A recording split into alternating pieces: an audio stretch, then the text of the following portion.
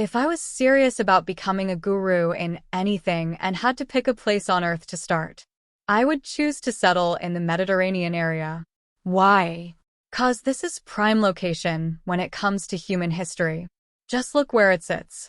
The Mediterranean Sea is smack in the middle of Africa, Asia, and Europe. That's 3 of the 4 major continents. This area has in it the origins of almost every trade in today's working class.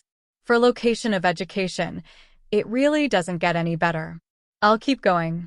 You just can't understate this region's importance to human history. I mean, if power was a seed, then it had to have been planted in the Mediterranean Sea. Almost every part of its shoreline is stained by an empire that had its time to shine in history. The ancient Egyptians, the Greeks, the Arab caliphates, the Romans, the Carthaginians, the Israelites, the Portuguese, the Spanish, the French, and the Turks. All these people can rightly say that their part of the Mediterranean was the center of global power at some point in history. I mean, think of it. For some 5,000 years of human history are forced to stare at such a small area when looking for the shot callers of the age. Even Armageddon is supposed to happen in this part of the world. Recent times, though, have seen an almost complete reversal to the Mediterranean's hold on superpowers of the age. It began with the rise of Northern Europe, with countries such as Britain, Netherlands, Prussia, Austria, and Russia taking the thunder away from much of Southern Europe, Asia, and Africa in military and industrial advancements. The trend became apparent with the liberation of the Spanish and Portuguese colonies in the 18th and 19th century, and obvious with the end of the French and Ottoman colonial empires at the end of World War I and World War II. Today, France is the only country in the Mediterranean that can still be considered a global power player. For the first time in modern and much of ancient history, the Mediterranean is struggling to maintain this long-held status of hosting at least one world power. What can I say? It's tough to stay on top. But if you're part of Team Mediterranean, vive la France! This is French President Macron on a diplomatic mission to Moscow. The press conference dates to February 7, just a few weeks before the Ukraine war. As Russian troops gathered force, Macron made a case for de-escalation. But at stake was not only peace, but a distinctly French vision for a new global order. For years, Paris has sought to integrate Russia into the European fold, allowing the continent to achieve strategic autonomy. Leveraging Russia's natural resources and hard power would allow Europe to decouple from American influence. In turn, this would forestall a Russian-Chinese bloc from taking shape in Eurasia. Macron wants Europeans to think of the European Union as an entity that covers security as much as economy. He wants to give the EU a military face, gather the continent's resources, and reform it into a global power in its own right. And he wants France to be the agency of that power. And though the hostilities in Ukraine have set back France's bid for hegemony, sometimes one does not need to see the whole staircase just to take the first step. Should France lose its current status, then the Mediterranean region will really become the museum of fallen empires. However, Turkey is one of the few countries today that is pushing back against this Mediterranean trend of being the sick region of fading superpowers. We've already discussed the Mediterranean's long history with empires, and since conquest is the foundation of empire building, then power projection has always been the understood language between rulers in the area. And believe me, Turkey has been doing a lot of announcing recently. This is modern-day Turkey. The nation that was once called the sick man of Europe has grown to become more powerful than anyone would have ever thought. At the beginning of this century, Turkey focused on being friendly instead of being tough. This approach was called the zero problems policy, meaning that Turkey didn't want to get involved in wars. By doing this, the country hoped to gain popularity and goodwill in the region. As one of the few countries in the world which has both a Muslim majority and a democracy, Turkey has a unique selling point.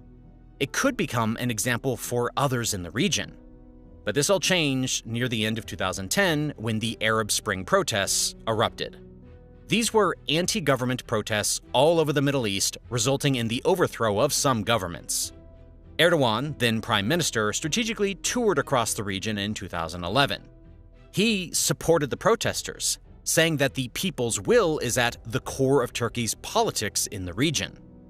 But soon, the Arab Spring protests evolved into wars all over the Middle East.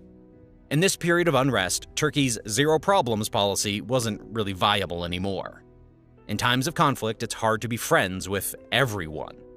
That's why the country has switched to military strength to achieve its regional ambitions. Although Turkey has always been a military power to be reckoned with, this has only become more true over the last few years. Apart from more than the 350,000 people in the active personnel, it also ranks second in NATO with the number of tanks. Currently, it has more than 2,000 of them. And in the area of combat drones, Turkey is arguably among the 3 best militaries globally. On top of that, around 80% of Turkey's military purchases are coming from domestic manufacturers. In various areas such as drones or missiles, Turkey is already fully self-sufficient. This means that foreign sanctions cannot hurt the country's military capabilities, a problem that Turkey has dealt with before. During the Cyprus War, NATO members placed an arms embargo on their ally. But when Turkey's defense industry becomes completely independent, this trick won't work anymore. Apart from giving Ankara more autonomy, a domestic defense industry also has other benefits. Turkey can sell weapons to other nations and create strategic partnerships that way. That's why President Erdogan wants to have $10 billion of arms exports in the near future. Last year, Turkey already exported a record number of $5.5 billion in arms. The Turkish Bayraktar drone has already played a big role in this. It has been sold to more than 20 countries. The United Arab Emirates made a $2 billion deal to purchase 120 Turkish drones, combined with equipment and training. Similarly, Saudi Arabia has also signed a huge drone contract. It was described as the biggest defense and aviation export contract in the history of the Republic of Turkey. The value of the deal hasn't been put out into the public, but it's likely much more than the $2 billion of drones sold to the UAE. And this incredibly successful Bayraktar drone project is just one of the 850 projects of the Turkish defense industry. In total, the sector has 3,000 companies with 80,000 employees. Apart from drones, they're also making progress with armored vehicles, artillery, rockets, and air defense systems. Last year, Turkey rolled out a new domestically produced main battle tank, called the Altay. It is also developing a new state-of-the-art attack helicopter. The same defense manufacturer is creating a 5th-generation fighter jet called the TF Khan to replace the Turkish Air Force's F-16s. Although the project is facing some challenges, it has already performed its first test flight. We can see similar progress in Turkey's Navy. It has recently inaugurated its largest ever warship, the TCG Anadolu. The vessel was entirely manufactured in Turkey, although it wasn't designed there. On top of that, Ankara wants to build an aircraft carrier and 4 new frigates.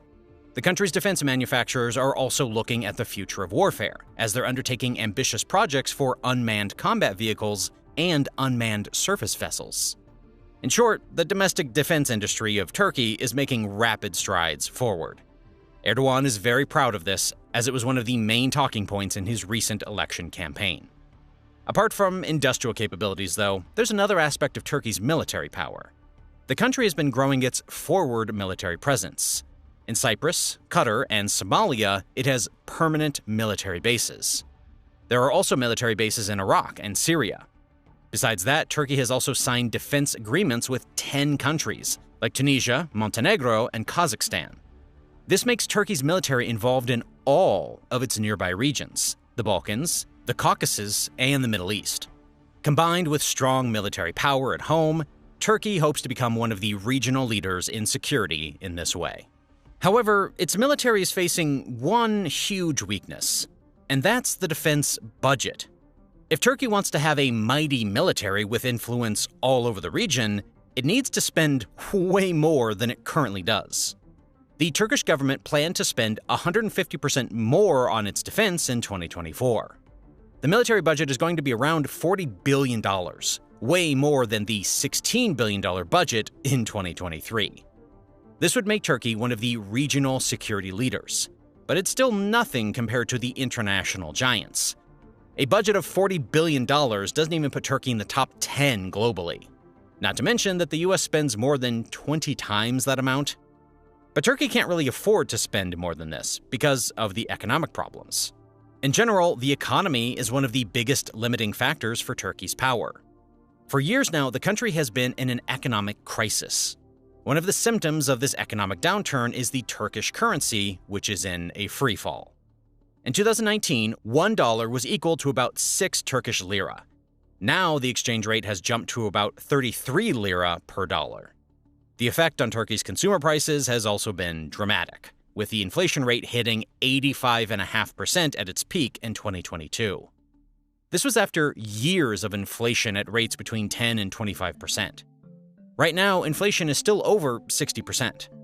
As a result, 2/3 of the people in Turkey are struggling to pay for food and rent.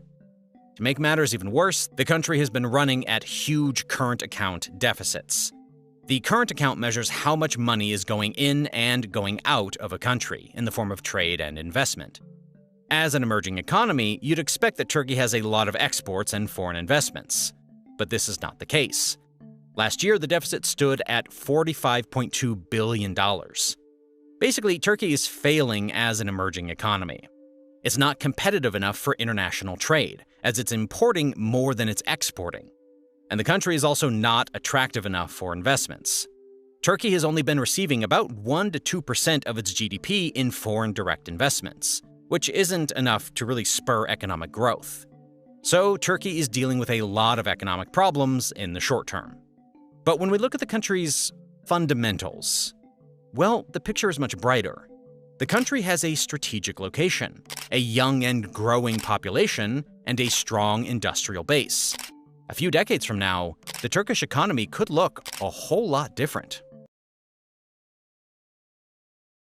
With the country clearly determined to return to its former ranking, the world's gaze has also begun to turn more and more, as in olden days, towards the Turkish capital city, which today is Ankara. When you think of European power, most people think of Christian UK or France. Muslim Europe via the Turks rarely gets a similar applause or acknowledgement. Yet if you're looking for the military flex in Europe, then with the exception of France and the UK, Turkey is right up there. Turkey's juggling act internationally is mostly about promoting its European identity, which occasionally suffers as a result of being the leading Islamic country in the same region. A position that is uniquely Turkey's theirs position in the is European very interesting. community. It is perhaps one of the most controversial members of the NATO alliance. For a long time, it has blocked Sweden's NATO membership because of alleged support for a Kurdish separatist group. Turkey has been fighting these separatists through constant military attacks on northern Syria.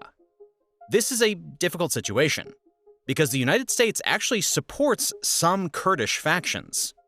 Meanwhile, Turkey has problems with Greece over marine territory, raising the risks of a conflict between these two NATO members. In external affairs, the government in Ankara doesn't always choose NATO's side. President Erdogan has called Israel a terror state, even though Europe and the US supports the Israelis. And interestingly, Turkey is one of the few NATO countries which hasn't placed sanctions on Russia. In short, Turkey doesn't always do what the other NATO members want it to do. But the country brings one thing to the table, which makes it a crucial member of the alliance. The country has been gaining geopolitical, military, and economic strength. Through a network of strategic alliances, Turkey is competing with Iran and the Arab states for regional leadership. The country also has an emerging economy, which is relatively successful in its region despite its current struggles. Turkey ranks 11th globally when it comes to GDP at purchase power parity, beating all other countries in its proximity except Russia. Population-wise, Turkey has 85 million people, which is only behind Iran, Russia, and Egypt in the region. Its population is slowly growing and is expected to hit 100 million in 2040. What also helps is Turkey's military strength. It is the second biggest in NATO in terms of active personnel, with over 350,000 people in the military service. The country's defense industry is largely self-sufficient, and Turkey has become a net arms exporter. Finally, there's also a huge political push in Turkey to become a regional leader. This is because of the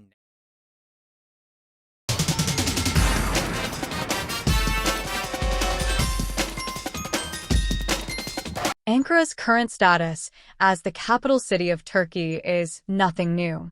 The Ottomans had it as their capital city from the 13th to the 15th century and then had somewhat sporadic stints with the city in the 1800s. However, had World War I not happened, then Ankara would probably not have been the capital, because of Constantinople, its larger and more famous sister city. Constantinople was the capital city for the Turks for some 1,600 years, which obviously overshadows Ankara's current reign of just over 100 years. Ankara's rebirth into prominence is a product of revolution. You see, we all know that the Allies won World War I, but that victory wasn't absolute, in the sense that the Allies didn't beat every army on the field, although they probably would have if it came to this. Anyways, Turkey, then known as the Ottoman Empire, fought against the Allies and lost. But Army Commander Mustafa Ataturk was one such opponent who had never been defeated by the Allies on the battlefield. So, when the Ottoman ruler Sultan Mehmed surrendered to the Allies in 1918, Mustafa initially played ball and followed orders. But by 1919, he became disillusioned with the collaborative Sultan and the Allied army's occupation of the Ottoman Empire. Mustafa played for time, and while he was on assignment attending to internal security matters, away from the capital of Constantinople, he resigned from his post and began a rebellion against the Allies' occupation and, by extension, a rebellion against the Sultan as well. It was during this war of independence that Ankara was chosen by Mustafa's nationalist movement as the capital city as opposed to Constantinople, which was the capital city of the Allied-occupied Ottoman Empire. Mustafa's campaign would eventually result in the abolishment of the Ottoman Sultanate and Mehmed's exile in 1922. Ending the family's 623 years of rule over the Turks that started with Osman I in 1299. Mustafa Ataturk went on to found the modern state of Turkey and become one of the most celebrated political figures in Turkish and Western history. I'm Walter Cronkite. This is the story of Mustafa Kemal Ataturk, the strong man who in a little more than a decade led Turkey out of the Middle Ages and into the 20th century. The story, The Incredible Turk, as the Prudential Insurance Company of America presents the 20th century.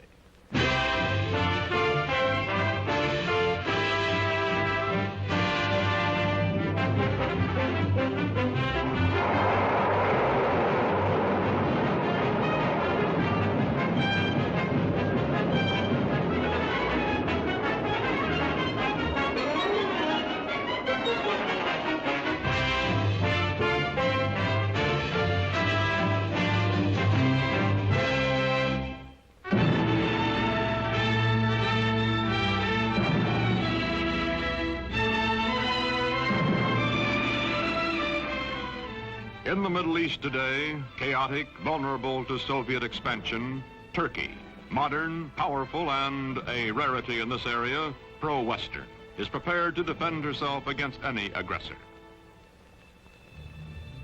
This is the border between Russia and Turkey, guarded day and night. The red sentry does not know he is being photographed from across this border. He feels that he is being watched. He is also suspiciously watchful.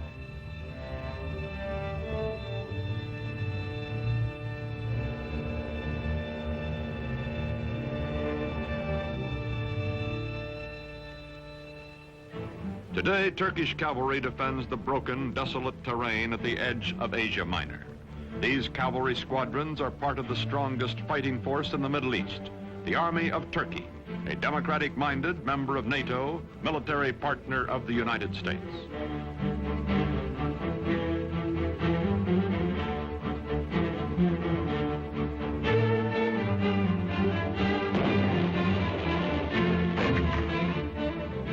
Modern Turkey, strong and stable, was created out of a dying Oriental despotism by one man, unique in history, Mustafa Kemal, called Ataturk, father of the Turks.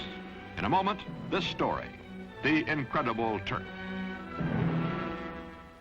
By 1900, the Ottoman Empire, land of many races and religions, has lost her ancient tolerances and her world position, is reduced from medieval splendor to medieval squalor.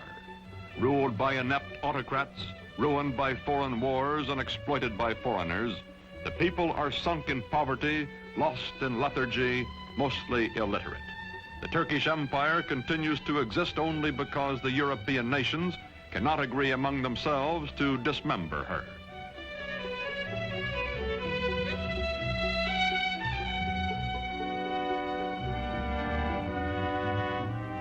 Before World War I, Germany has plans to embrace Turkey as an ally, then to subjugate her as a satellite. To visit the sick man of Europe, as Turkey is called, comes the German emperor himself, Kaiser Wilhelm II. He is received with more than ceremony. His glowing promises, such as the Berlin to Baghdad Railroad, are believed by the Sultan and his government, and even by the nationalist-minded Young Turks.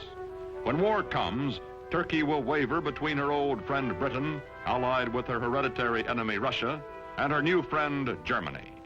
On October 29, 1914, Turkey takes into war, on the Kaiser's side, her obsolescent army.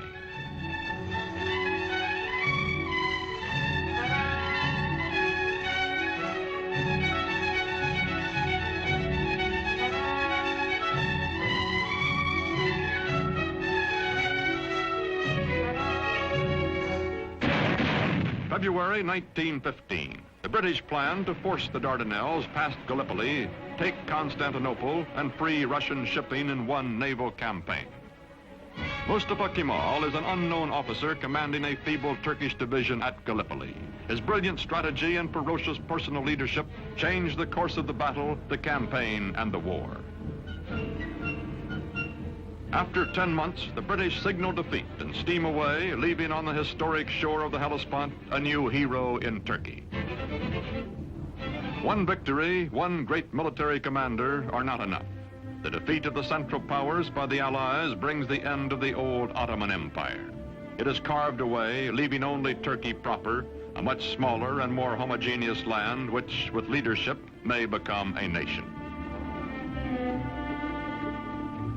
November 1918, the ships of the victors crowd the harbor at Constantinople after World War I. From the palace of a weak and corrupt sultan, there comes no opposition. Turks bowing to Mecca accept their fate.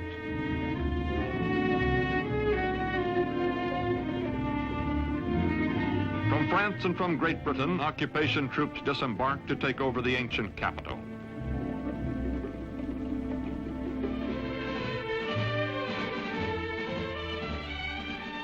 Sure that the Allied armies in Constantinople will do nothing to prevent it, Greece is preparing for an invasion of Turkey.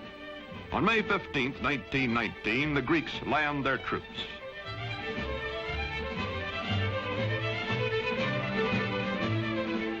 In Ankara, in the heart of Turkey, Mustafa Kemal organizes the Turkish liberation movement, takes command of the Free Turkish Army. From far off Constantinople, the Sultan repudiates him. But Mustafa grimly swears that he will gain Turkey's freedom or die. No other general equals this man, and the Turkish soldiers need only to be led to fight. They are traditionally warriors.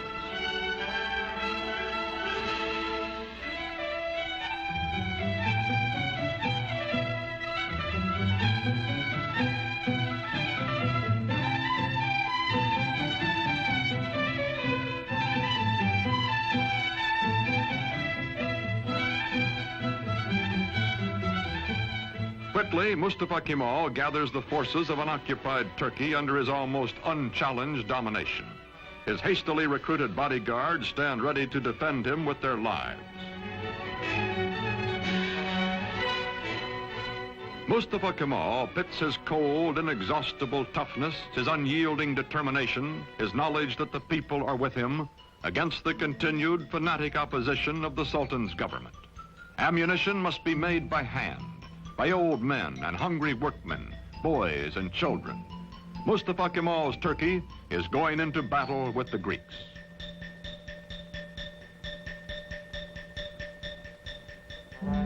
The war with the Greeks lasts 3 years, from 1919 to 1922. The Turkish people know it is a war of extermination, atrocious, no quarter given or asked. Heroically led, the Turks advance against the invaders. The women leave their endangered homes to carry shells to the army.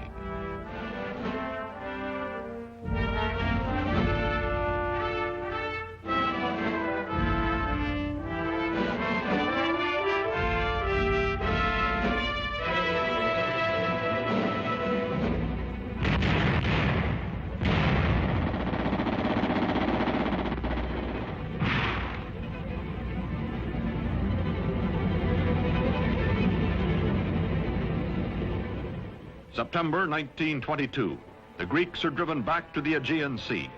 Offshore, Allied rescue ships stand by. Into the seaport of Smyrna, called Izmir by the Turks, pour thousands of Greeks, joined by sympathetic Christian minorities, fleeing before the armies of the man whom the British call the most terrible of all the terrible Turks. From the ships, bread comes to the docks for the desperate refugees. Bread so that they may live another day.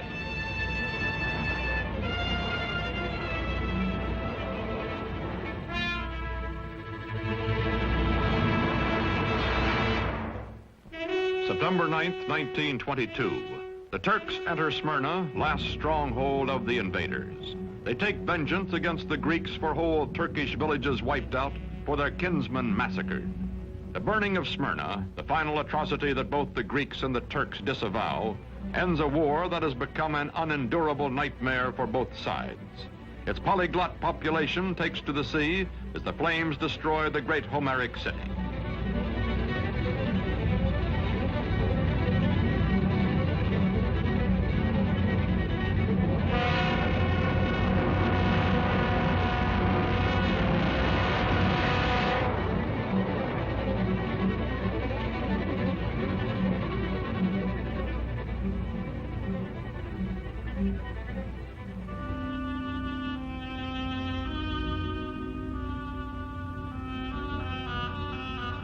Star and crescent fly over liberated Turkey. Mustafa Kemal Pasha, married to a woman of Smyrna who personifies his ideal of Western freedom for all Turkish women, is chief of state and supreme commander of the army. With the winning of the war, he removes his uniform, never to wear it again. He is now granted dictatorial powers by the elected National Assembly. In Constantinople, to be officially renamed Istanbul, the foreign occupation troops are evacuated. In the fall of 1922, Sultan Mohammed VI, whose family has reigned for 7 centuries, fears for his life and goes into exile as crowds cheer his going. Mustafa Kemal's victorious army enters Istanbul.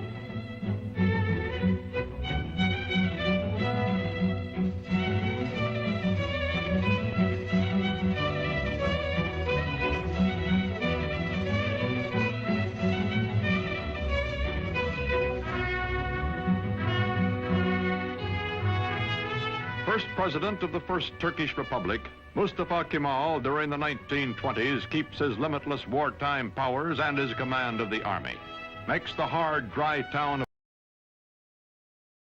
Although he isn't held in high regard by some, especially the Armenians and Arabs, he undeniably stopped the complete relegation of his people to obscurity following their defeat in World War I, maintaining the nation's regional relevance at the very least. When Mustafa Ataturk died in 1938, he began one of the most unique traditions in honor of a nation's founder. They mourn him in the modern Turkey that he created. From the flickering embers of a dying empire, he rekindled the flame of a state that has once again found its place among the nations. With his work accomplished, he died. In the streets of Istanbul, they stand sorrowfully to watch the passing of a dictator. In the days when it was known as Constantinople, it was governed by a sultan, but Kemal Ataturk changed the old order. He brought them freedom. The meaning of his name was Father of the Turks. He won their victories in the Dardanelles. He led them in successful battle against the Greeks in Asia Minor. He was their hero. And time will show how the passing of a dictator may affect the course of history. From Istanbul, they took his body by sea to Angora, where they buried the first president of the Turkish Republic.